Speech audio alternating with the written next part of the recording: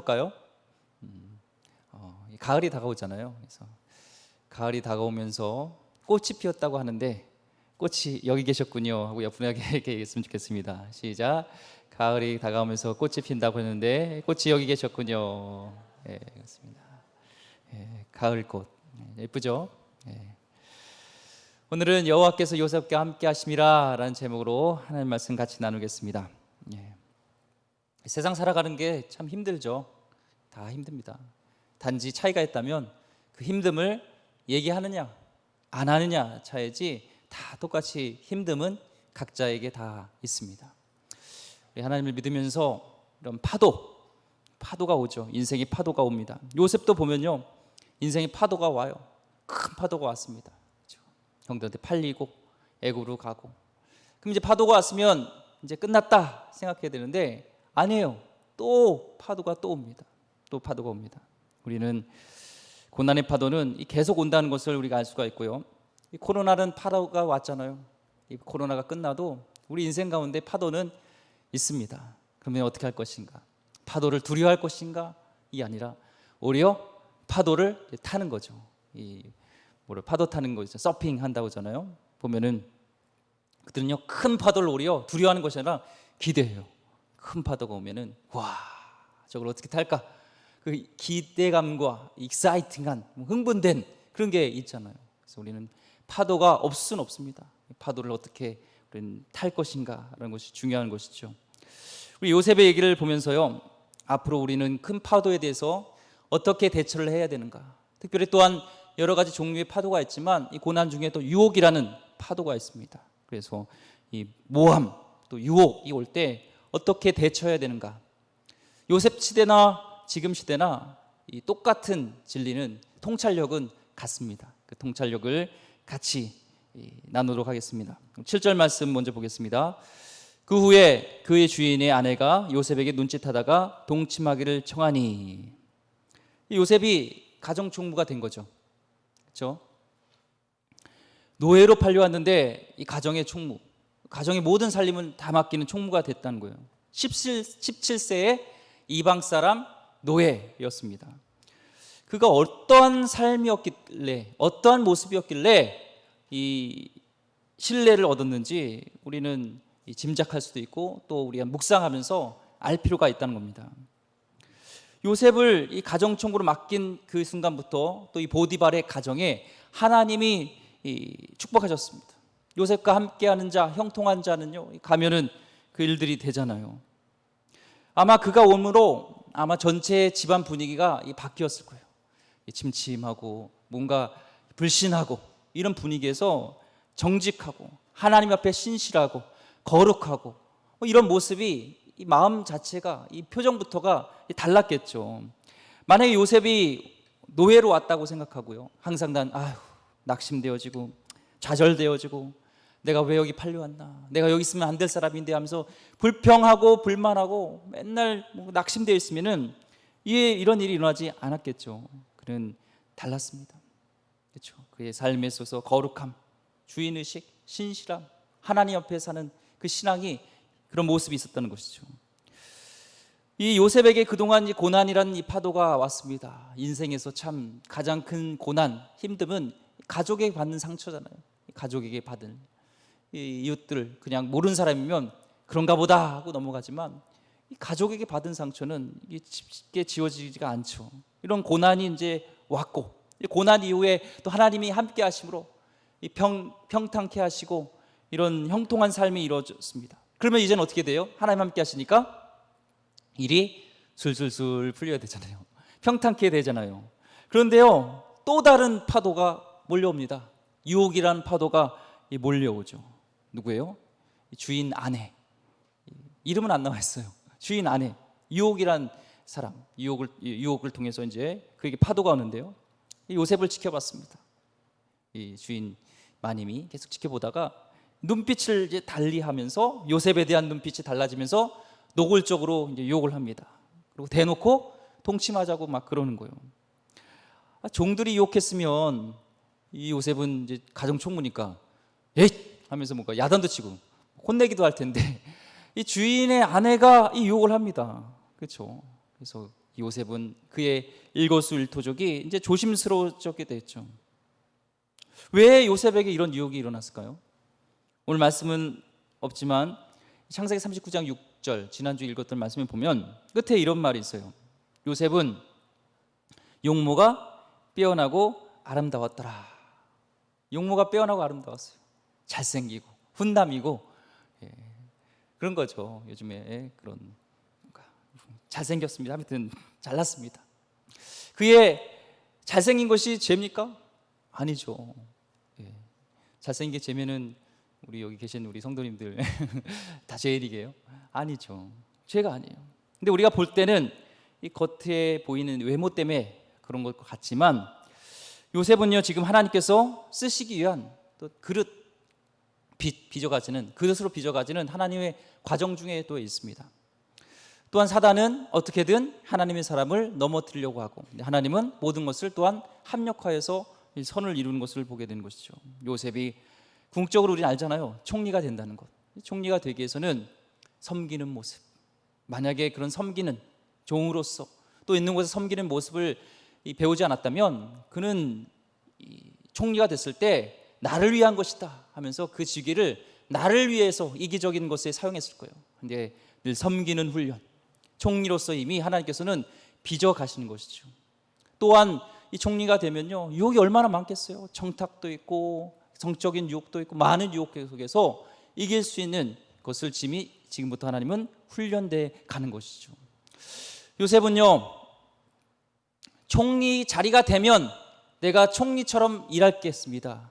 내가 총리가 되면 그때 내가 성품도 바꾸고 인격도 바꾸고 하나님의 그런 믿음의 삶을 살겠습니다. 이게 아니에요. 하나님은 우리 삶 가운데 일거수일투족을 보면서 그가 어떻게 살아가는 지금 현재 now 이 모습을 본다는 겁니다. 이미 이 요셉은요, 총리로서의 그런 역할들을 할 수 있는 그 인품과 성품과 이 믿음을요, 하나님이 갖추게 하시죠. 그걸 이겨낸 후에, 훈련 후에 총리가 됐을 때는 그대로 나타나는 겁니다.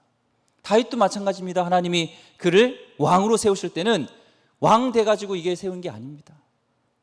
성경 말씀에 보면요, 그가 우리했을 때, 양의 우리했을 때 아버지의 우리 양을 치는 그 순간에 어떻게 신실하게 살아가는가, 그가 왕의 일들을 감당할 수 있는 것들을 이미 삶 속에서 그는 보시고 하나님께서 그를 택한 것을 봅니다. 하나님은 그를 훈련시키고 믿음의 사람으로, 어떤 그릇으로, 총리로서 그를 준비시켜가는 것을 보게 되죠. 자, 보디발 아내가요, 이제 요셉에게 자꾸 동침하자고 하니까 이제 요셉이 어떻게 하죠? 8절과 9절 말씀 보겠습니다. 요셉이 거절하며 자기 주인의 아내에게 이르되 내 주인이 집안의 모든 소유를 간섭하지 아니하고 다 내 손에 위탁하였으니 이 집에는 나보다 큰 이가 없으며 주인이 아무것도 내게 금하지 아니하였어도 금한 것은 당신뿐이니 당신은 그의 아내임이라. 그런즉 내가 어찌 이 큰 악을 행하여 하나님께 죄를 지으리이까. 그냥 이 말씀만 보면 요셉이 참 이 보디발의 아내의 유혹을 쉽게 이겨냈다 이렇게 볼 수 있지만 이 상황을 볼 때는요, 결탄코 이 유혹을 이길 수 있는 게요, 쉬운 게 아닙니다. 쉬운 거절이 아니었습니다. 지금 요셉이요, 이제 이 보디발 집에서요 10년 동안 성실하게 일을 해서 17세에 요셉이 노예로 와서 지금 왕성한 27살이에요.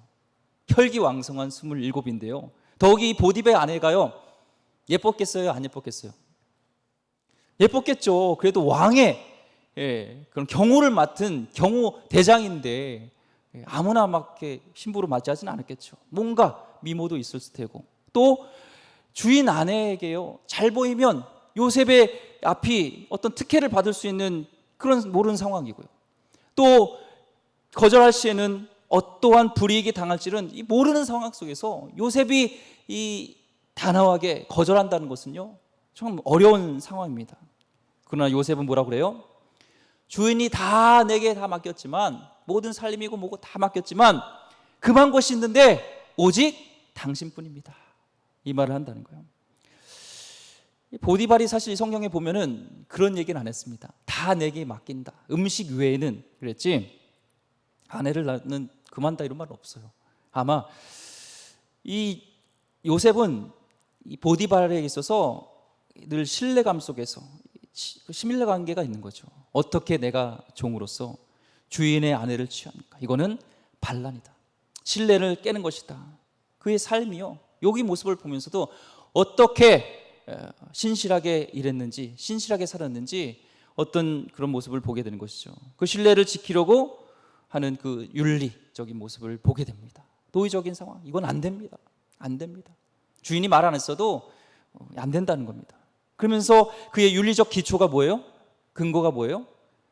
궁극적으로는 내가 하나님 앞에서 내가 어찌 죄를 짓느냐입니다.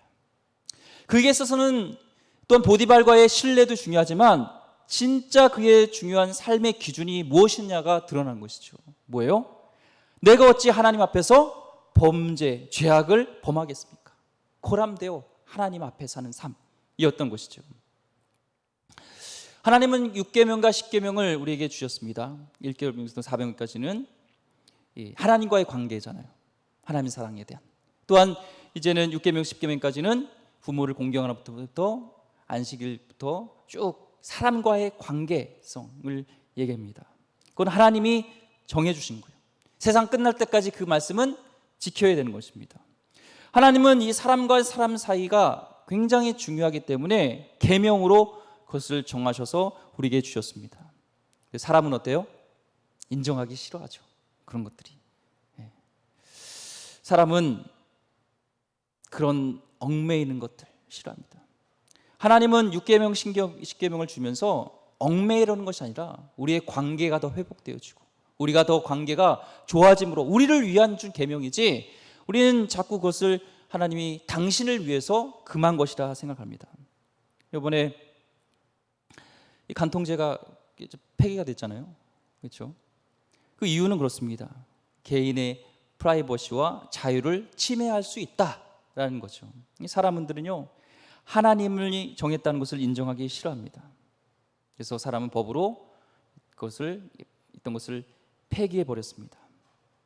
남녀 간의 관계는 개인의 일이지 하나님이 간섭할 일이 아니야라는 거예요.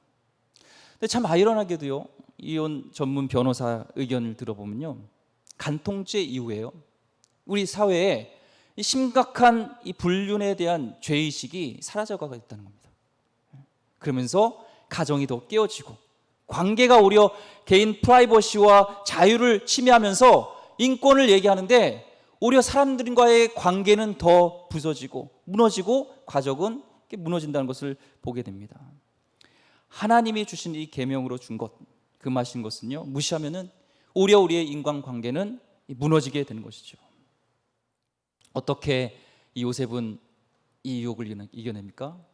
인간과의 관계도 중요하지만 하나님의 인재, 하나님을 인식함을 통해서 그는 이겨내는 것이죠.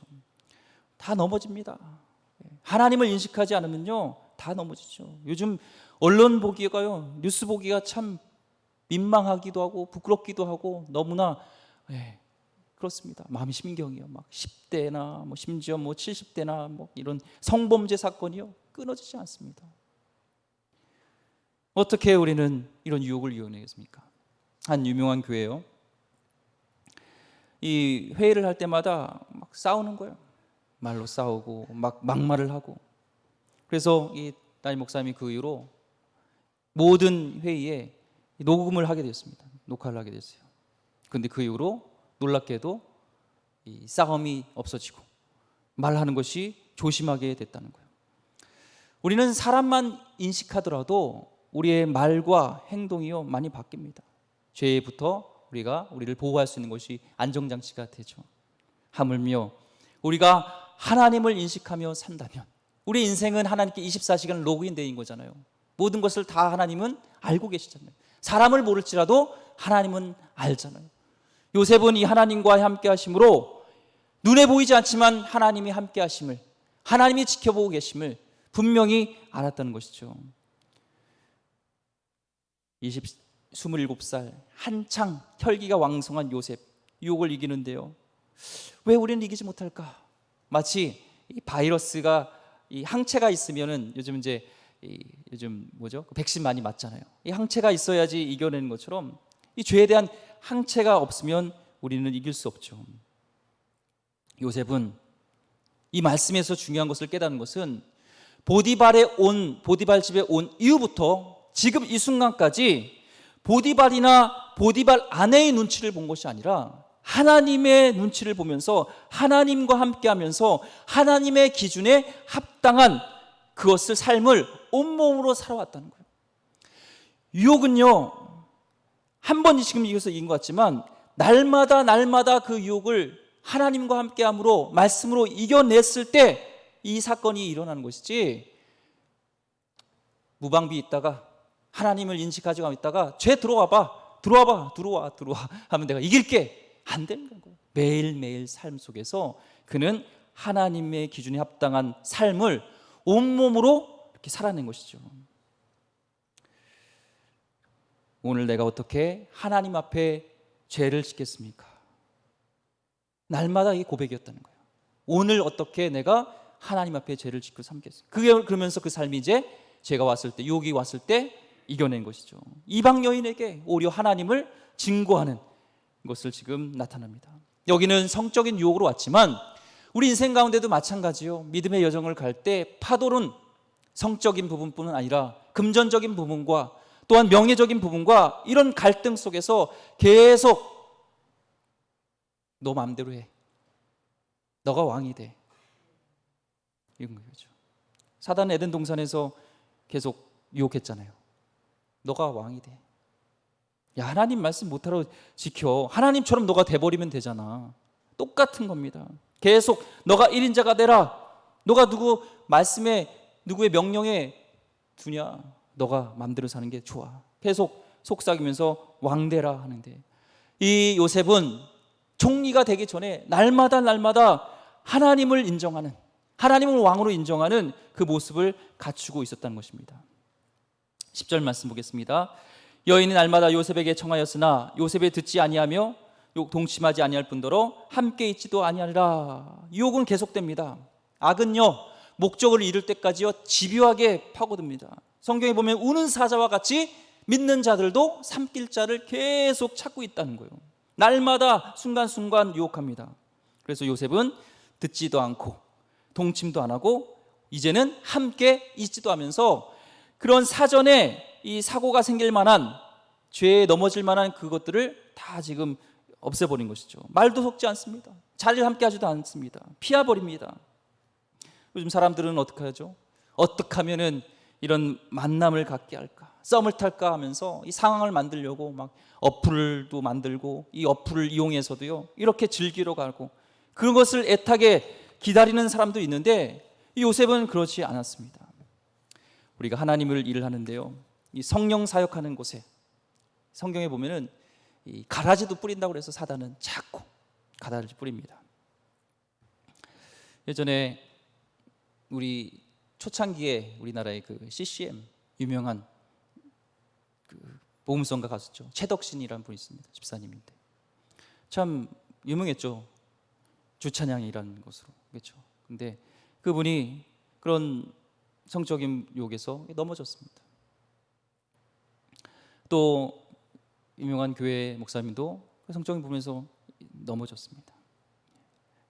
그분의 한번 찬양 콘서트를 다시 하는 걸 보면서 그분의 그 속에서 힘들었던 부분들, 또 그렇게 영향력을 끼쳤던 그 속에서 한 번의 그 죄로 인해서 완전히 밑바닥 속에서 더 이상 하나님의 영향을 발휘하지 못하는 그 안타까운 것들을 보게 됩니다.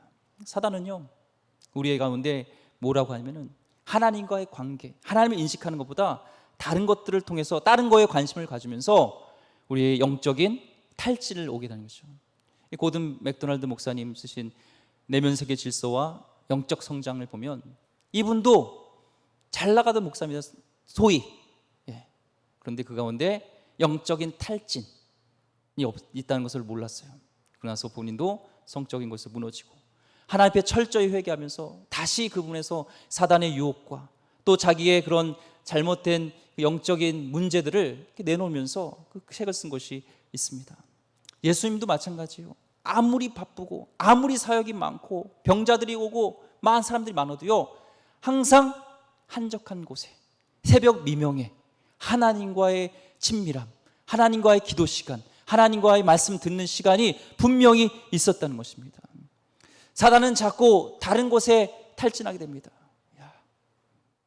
우리 장로님이 기도하셨지만 다른 것들을 통해서 막 열중하게 되죠. 일로서 접근하게 되죠.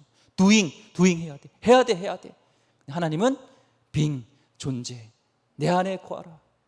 나를 떠나서는 아무것도 할 수 없느니라 하면서 내 안에 거하길 원하는 그 모습이 있는데, 사단은 자꾸 가다를 부리면서 이 성령과 함께하는 것들을 못하게 하죠. 그래서 결국에는 죄악에서 넘어지게 됩니다. 강주희 목사님이 쓰신 뿌리 깊은 영성 이런 책에 보면요, 이렇게 날마다 하나님 안에 거하는 요셉과 같이 거하는 길을 싫어하면 나중에는 영원히 물러나게 된다는 거예요. 날마다 물러나는 시간, 하나님과 함께하기 위해서 물러나는 시간이 안 되면 영원히 물러나게 된다는 거예요. 우리는 이것을 조심해야 됩니다. 악한 원수 마귀가 있다는 것을, 유혹이 있다는 것을 우리는 인지해야 됩니다. 어떻게 우리는 싸웁니까? 요한일서 5장 4절 말씀, 무릇 하나님께부터 난 자마다 세상을 이기느니라. 세상을 이기는 승리는 이것이니 우리의 믿음이니라. 아멘. 하나님께 난 자마다 세상을 이깁니다. 하나님의 능력으로는 이길 수 있지 우리의 힘으로는 안 되는 것이고, 이 세상을 이길 수 있는 힘은 믿음이라는 것입니다. 믿음. 로마서 10장 17절 말씀에 그러므로 믿음은 들음에서 나며 들음은 그리스도의 말씀으로 말미암느니라. 아멘. 왜 한 주간에 오늘 이 시간에 예배가 중요하고, 또 이 예배반이 아니라 날마다 우리는 이 양식을 먹으면서 하나님 안에 거하는 자가 왜 됩니까? 왜 은혜의 자리로 가야 됩니까?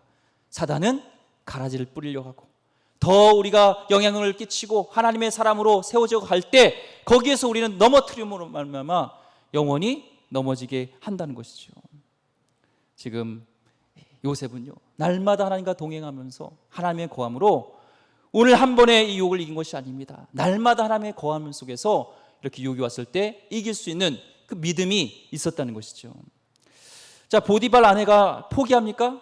11절과 12절 보겠습니다. 그러할 때 요셉의 그의 일을 하러 그 집에 들어갔더니 그 집 사람들은 하나도 거기 없었더라. 그 여인이 그의 옷을 잡고 이르되 나와 동침하자 하나. 동참하자. 그러나 요셉이 자기의 옷을 그 여인의 손에 버려두고 밖으로 나가매. 자, 이제 이 여인의 약이 오를 대로 올랐죠.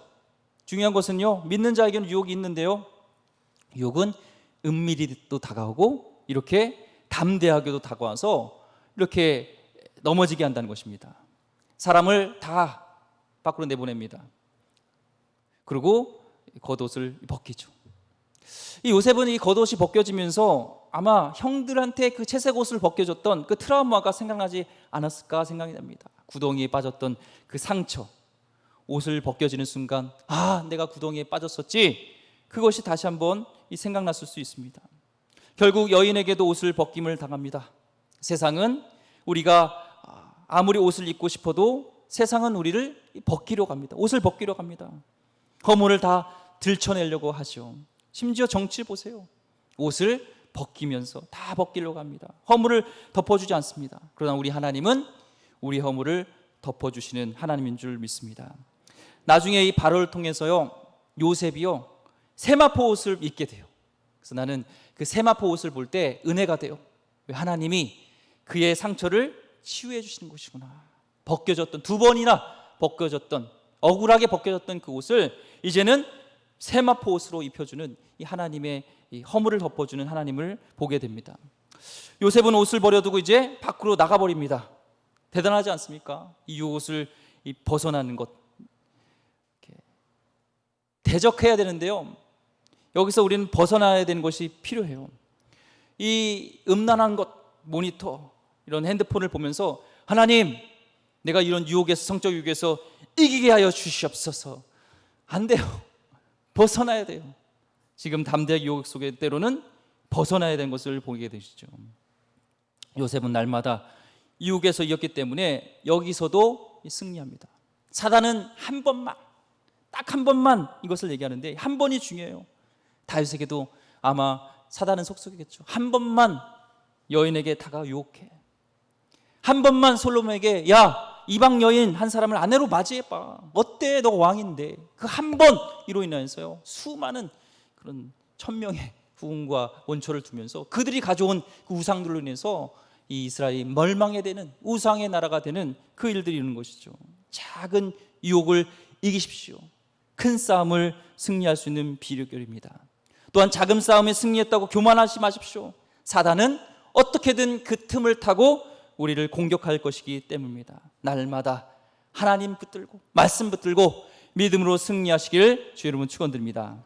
13절부터 18절까지 읽겠습니다. 그 여인이 요셉이 그의 옷을 자기 손에 버려두고 도망하여 나감을 보고 그 여인의 집사람을 불러서 그들에게 이르되 보라, 주인이 히브리 사람을 우리에게 데려다가 우리를 희롱하게 하는도다. 그가 나와 동침하고자 내게로 들어오므로 내가 크게 소리질렀더니 그가 나의 소리질러 부름을 듣고 그의 옷을 내게 버려두고 도망하여 나갔느니라 하고 그의 옷을 곁에 두고 자기 주인이 집으로 돌아가기를 기다려 이 말로 그에게 말하여 이르되 당신이 우리에게 데려온 히브리 종이 나를 희롱하려고 내게로 들어왔으므로 내가 소리질러 불렀더니 그가 그의 옷을 내게 버려두고 밖으로 도망하여 나갔나이다.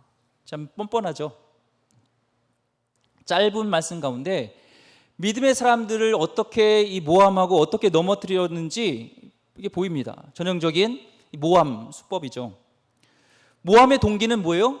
자기 뜻대로 안 될 때, 내 뜻대로 안 돼요. 내 손에 안 들어오니까 이제 모함하기 시작합니다. 이 시대가 바뀌어도요, 이 모함하는 것은 동일합니다. 이 노셈을 넘어뜨리려고 했지만 이제 안 되기 때문에 모함이 시작됩니다. 첫 번째 뭐예요? 물증을 잡죠. 옷 하나를 이제 잡았습니다. 그리고 집사람들 다 밖으로 내보냈던 집사람들을 다 모읍니다. 그래서 보라, 주인이 히브리 사람 불러다가 우리를 희롱하는도다 하면서 지금 적대감 그 감정을 이용해서 이렇게 그를 이렇게 공격합니다. 히브리 사람과 애굽 사람, 지금 이방 사람 히브리 사람 이 요셉이요 가정 총무가 됐어요. 아마 애굽의 종, 애굽 사람 중에 얼마나 그것에 대해서 불편하고 시기했던 사람이 있겠습니까? 지금 그 감정을 이용해 가지고 지금 모함하기 시작합니다. 우리 언제든지요, 남을 좋지 않게 하는 얘기는 듣지 마세요. 막 이렇게 씹는 얘기, 세상에 얘기하면 지혜로운 사람은요, 잠깐 나 화장실 갔다 올게 라든지 나 문싸매에 와가지고 이렇게 하세요. 왜냐요? 그 모든 씹는 것들은요 동기가 기본적으로 악하다는 거예요. 적대감을 이용해서요 지금 히브리인 애굽 사람을 가릅니다. 초대교회에서도 유대 과부들과 이 헬라 과부들을 가르듯이 사단은 계속 편가르기를 합니다. 그러나 성령의 역사는 어떻게 돼요? 하나됨이에요. 성령의 역사는 하나됨입니다. 그 다음에 어떤 것을 이제 날조하죠. 뭐라고 하죠? 동침하고자 들어오므로 내가 소리 지르니 그가 내 소리를 지름 듣고 옷을 버리고 나갔다. 사실과 지금 정반대로 지금 날조해 버립니다. 그리고 그 다음 주인이 돌아오기까지 기다리는데요. 아마 주인 돌아오기 전까지 뭐 친척들 뭐 또 이종 저종 가면서 야 저자가 나를 겁탈하려고 했다면서 계속 날조했을 겁니다. 반복해서 선동했겠죠. 그리고 마지막에 이제 덮어씌우기를 주인이 왔을 때, 자기 남편이 왔을 때 얘기합니다. 선동된 사람도 있습니다. 날조된 증거도 있습니다. 날조된 얘기로 이제 딱 얽어매서 한마디로 이걸 뭐라고 그래요? 빼박이죠. 빼도 박도 못하는, 이렇게 만들어 버립니다. 이 모함의 시대에요, 하나님의 사람들이요 모함 받는 것은 또 흔한 일입니다. 다니엘도 그랬고 다윗도 그랬고 바울도요, 약한 세상 살아가면서 모함을 한 번도 나는 받지 않았다 하나님 일을 하면서, 그럼 내가 성령 충만하지 않거나 아니면 악과 함께하는 겁니다. 하나님 일을 하다 보면요 이 모함이 있습니다. 이제 아내의 말을 들은 보디발의 주인의 반응이 나타납니다. 19절과 20절 읽겠습니다. 그의 주인이 자기 아내가 자기에게 이르기를 당신의 종이 내게 이같이 행하였다는 말을 듣고 심히 노한지라. 이에 요셉의 주인이 그를 잡아 옥에 가두니 그 옥은 왕의 죄수를 가두는 곳이었더라. 요셉이 옥에 갇혔으나. 자, 보디발의 아내의 자초지종을 다 듣습니다. 지금 이 여인이 한 얘기가 사실입니까? 아니죠. 거짓이죠. 근데 이 얘기를 듣고 보디발은 불같이 이제 화를 냅니다. 이 불같이 화낸 것이 겉으로 볼 때는 요셉에게 한 것 같지만, 너를 신뢰했는데 너가 그럴 수 있느냐 하면서 요셉에게 화를 낸 것 같지만, 진짜 이 화를 낸 거는 아내에게 화를 낸 것 같은 그런 느낌이 듭니다. 이미지가 있습니다. 왜요? 보디발은 지금 아내도 잘 압니다. 10년 넘게 지금 요셉을 봐왔습니다. 아마 자기 아내가 이 잘생긴 남자에게 눈빛을 줬던 게 한두 번이겠습니까? 아마 보디발 자체도 이 보디발 안에 유혹에 의해서 넘어와서 결혼했는지 몰라요. 당시에는 지극히 음란한 사회였기 때문에 그게 가능했습니다. 보디발은 요셉을 잘 알았습니다. 이미 옳고 그름은 판단했던 것이죠. 뭘 보면 알아요? 요셉을 왕의 죄수를 가두는 곳에 넣어버립니다. 아마 자신의 체면과 자신의 명예를 위해서 아내 편을 드는 것 같지만 결국에는 여기서 요셉을 신뢰함으로 요셉을 차마 죽일 수는 없고, 이 평범한 사람도 이런 일을 하면요 죽음이에요, 사형이에요. 그런데 노예가 지금 이 일이 됐다면 당연히 사형이죠. 근데 이 보디발은요 이 요셉을, 노예였던 요셉을 왕의 그런 죄수를 가둔 곳에 두는 걸 보면 요셉을 신뢰했다는 것을 봅니다. 요셉의 모습을 보니까요 이 모함에도요 한마디 안 해요. 그냥 침묵합니다. 무슨 의도일까요? 요셉은 여기서 멈추겠다는 거예요. 더 일이 진전되지 않겠다는 것입니다. 만약에 요셉이 주님 저를 모르십니까? 하면서 막 눈물을 펑펑 쏟으면서 막 얘기했다면, 전모를 파헤치려고 했다면 아마 요셉이 자기의 그런 결백한 것이 드러났을지라도 아마 언젠가는 보디발의 아내에게 지도새도 없이 죽었을 수도 있어요. 또한 주인으로 모셨던 그 아내를, 어떻게 주인처럼 모셨던 아내를 자기가 입으로 모함할 수 있겠는가 하는 그의 신실함, 그의 성품과 그의 신앙의 모습이 어떠한가들을 보게 됩니다. 결과적으로요 억울하게 요셉은 왕의 죄수를 가둔 곳에 갑니다. 마지막 21절부터 23절까지 말씀 보고 말씀 정리하겠습니다. 여호와께서 요셉과 함께 하시고 그에게 인자를 더하사 간수장의 요셉 은혜를 받게 하시매 간수장이 옥중제수를 다 요셉의 손에 맡김으로 그 재반 사물을 요셉이 처리하고 간수장은 그의 손에 맡긴 것을 무엇이든지 살펴보지 아니하였으니 이는 여호와께서 요셉과 함께 하심이라. 여호와께서 그를 범사에 형통하게 하셨더라. 아멘. 여호와께서 요셉과 함께 하셨답니다. 이게 맞는 말이에요? 함께 하셨는데 왜 우환받고 감옥에 또 가죠? 세상 사람들이 마지막에는 그래도 가지 않으려고는, 마지막 최고의 실패는 감옥이잖아요. 하나님 함께 하시고 형통한 자라면 감옥에 안 가야 되잖아요. 그런데 오늘 성경에 보면 뭐라고 해요? 하나님의 함께 하심으로 요셉은 감옥에 갔다는 거예요. 이게 요셉의 오늘까지의 결말입니다. 근데 잘 보면요 노예로서 가정총무, 죄수로서 감옥총무, 역할을 똑같이 감당해요. 장소만 바뀌고 총무 역할은 변함이 없습니다.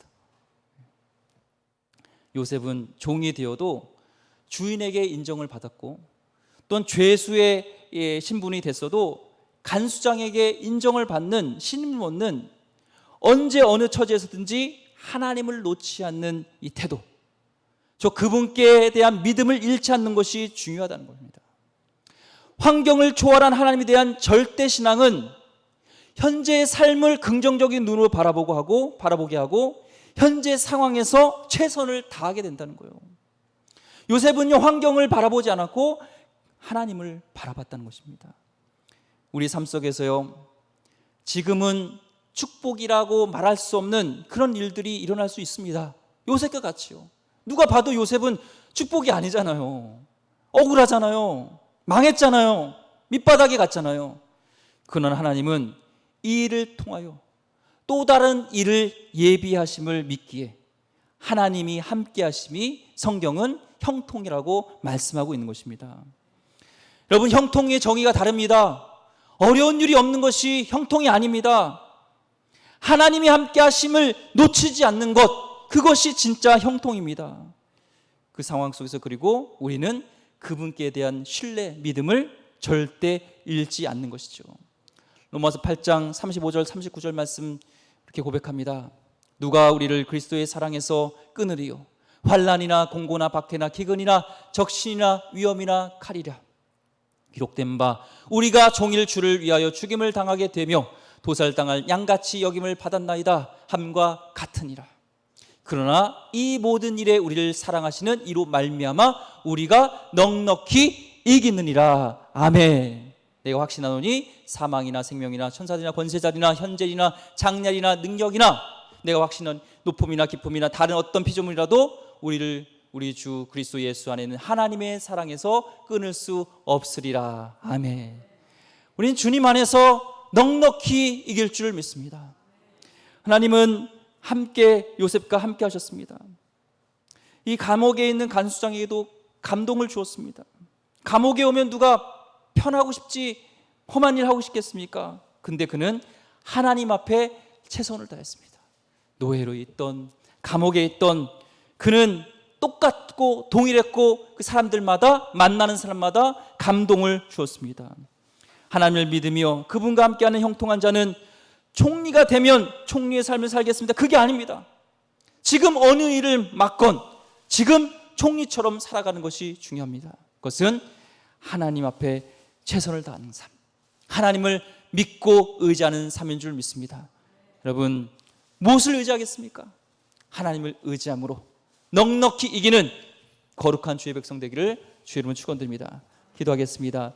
하나님, 여호와께서 요셉과 함께 하셨지만 그의 삶이 축복이라고 아니할 수 있는 환경이 있었습니다. 하지만 그 속에서도 요셉은 변함없이 동일했고 하나님을 인지했고 하나님과 같이 있었기 때문에 누구든 어떤 상황이든 불평불만이 아닌 하나님 신실하게 하나님 백성으로 살아갔습니다. 하나님, 오늘 우리 환경을 볼 때 어렵습니다. 감옥에 있는 것 같습니다. 구렁텅이에 빠진 것 같습니다. 억울한 누명을 받기도 합니다. 하지만 하나님, 나는 그것을 불평하고 그것을 원망하는 것이 아니라 하나님 앞에 살아가는 하나님이 함께 하심으로 넉넉히 이기는 믿음의 사람이 되게 하여 주시옵소서. 귀하신 예수 그리스도 이름으로 기도드립니다. 아멘.